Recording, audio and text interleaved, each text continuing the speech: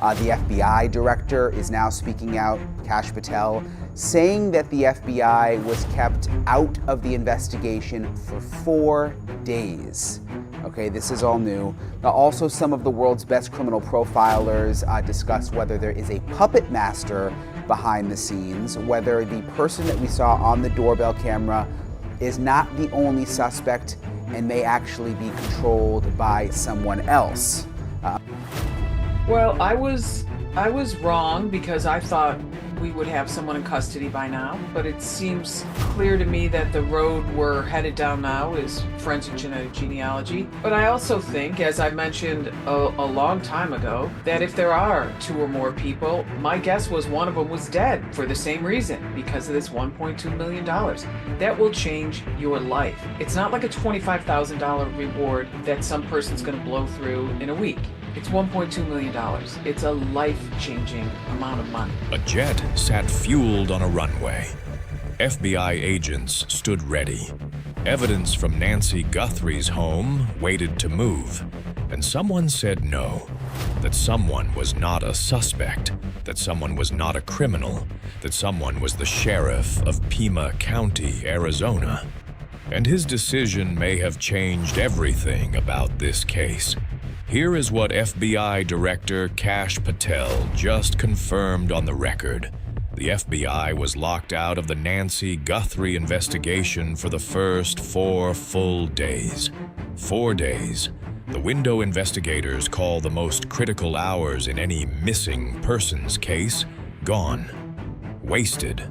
Closed off by one local official who decided he knew better than the Federal Bureau.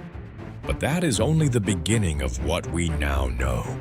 Because we also now know that the man you saw on Nancy's doorbell camera, the one in the mask, the double gloves, the layered clothing, may not have been the one who planned this. Someone else may have hired him. Someone smarter. Someone still free. And the FBI has a theory about exactly who that person is. Stay with me. Because by the end of this video, you will understand 2 things that change this entire case. You will understand why those 4 lost days may have protected the real suspect, and you will understand why the man at that door may already be dead. If you follow this case, subscribe to AutoVex Crime right now. When this breaks, we go live first. This is not speculation. This is what the evidence says. Because before we get to who may have sent that man to Nancy's door, you need to understand exactly what Kash Patel revealed and exactly what the sheriff's decision cost this investigation. Kash Patel did not whisper this. He said it publicly, on record, by name.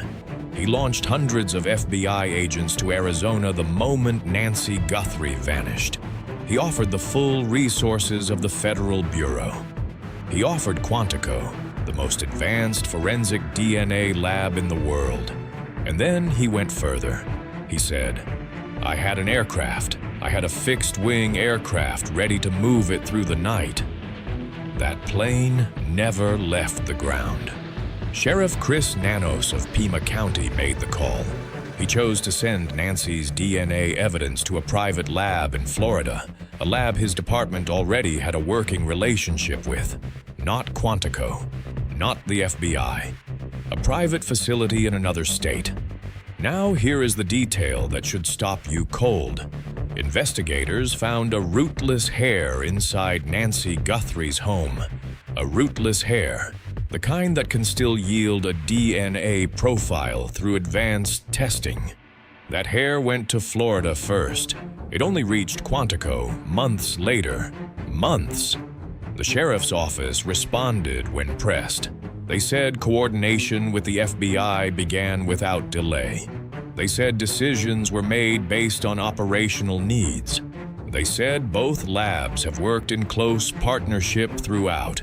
But Kash Patel, the director of the FBI, says otherwise, on record, by name. Retired FBI agent Maureen O'Connell puts it plainly. She says, the first 48 hours are when suspects make mistakes, They use their phones, they cross state lines, they talk. 4 days without federal resources means 4 days without federal surveillance, federal databases, and federal reach. Someone moved Nancy Guthrie from point A to point B without leaving a single public trace. No vehicle on camera, no witnesses, no trail. That level of success does not happen by accident. And that brings us to the question at the center of this entire investigation. Because the FBI was not just trying to process DNA, they were trying to identify the mind behind the operation. And the profilers who study those minds say this crime has a very specific signature. 3 of the world's most respected criminal profilers looked at this case. Dr. Amber Burgess, whose career formed the basis of a character on Mindhunter, Dr. Gary Baccato, Dr. Casey Jordan. These are not commentators. These are people who have spent careers reading the architecture of violent crime. And all 3 of them see the same thing. The man at Nancy's door was not a professional. Watch the footage again. He grabbed the shrubbery. He wore double gloves. He layered clothing under his jeans. He moved with an energy that felt rehearsed but unstable. Maureen O'Connell said it directly. He looked high to me.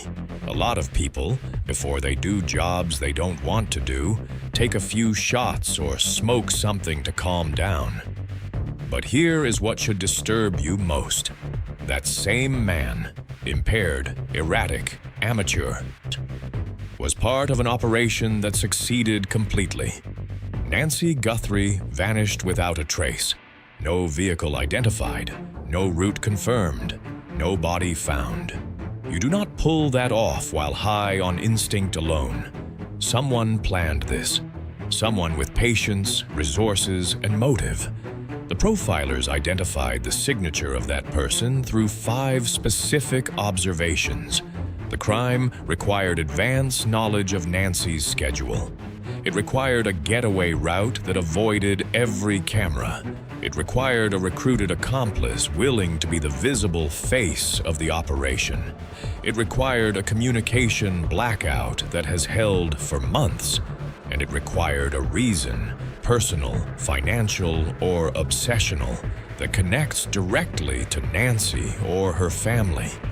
Dr. Amber Burgess said, "Whoever this guy is at the door, if he's caught, if he's alive, he will lead down the spider web to the center." The center. Someone is sitting at the center of this. Do you think this was one person acting alone? Or is there a puppet master still walking free? Drop your theory in the comments. We read every single one.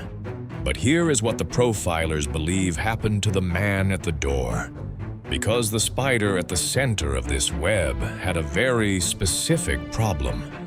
Once that doorbell footage went public, and the solution to that problem is darker than most people want to consider, think about the position of the puppet master the moment that footage released.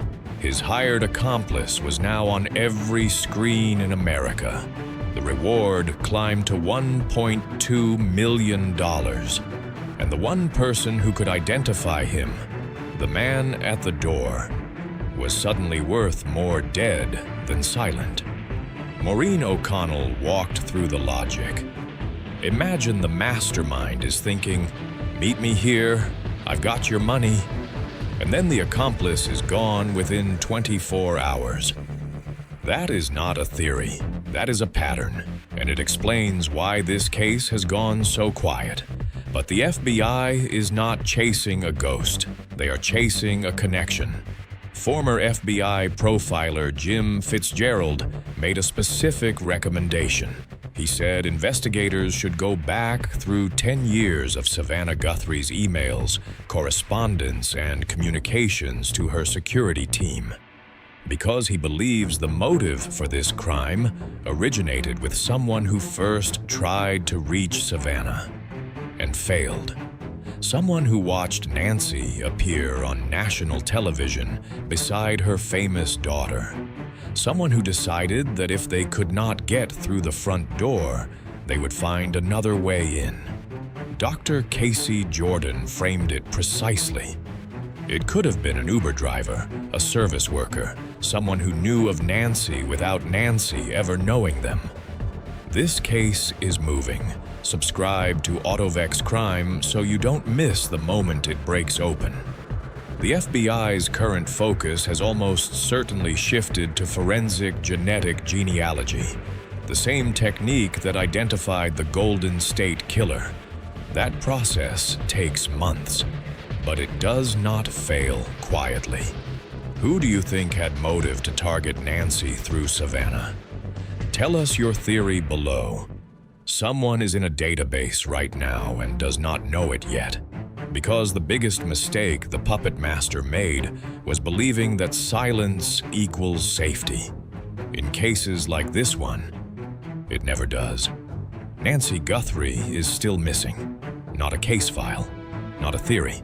A mother, a grandmother, a woman whose family wakes up every single morning without answers.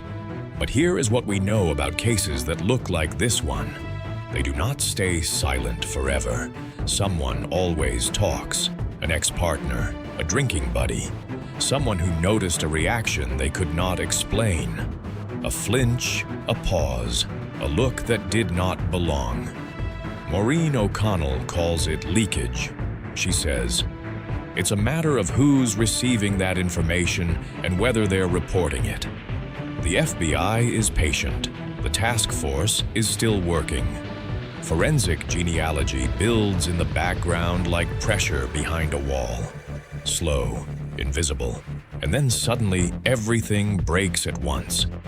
Think about Brian Kohberger. Think about the Golden State Killer. Both cases looked impossible. Both ended in handcuffs. If you have seen anything, heard anything, or know anything connected to this case, the tip line is still active. And if you have a theory about who hired that man, we want to hear it right now in the comments. Subscribe to AutoVex Crime. The second an arrest happens in this case, we will be here breaking it down minute by minute. Someone hired that man. Someone knows where Nancy is. And someone is running out of time.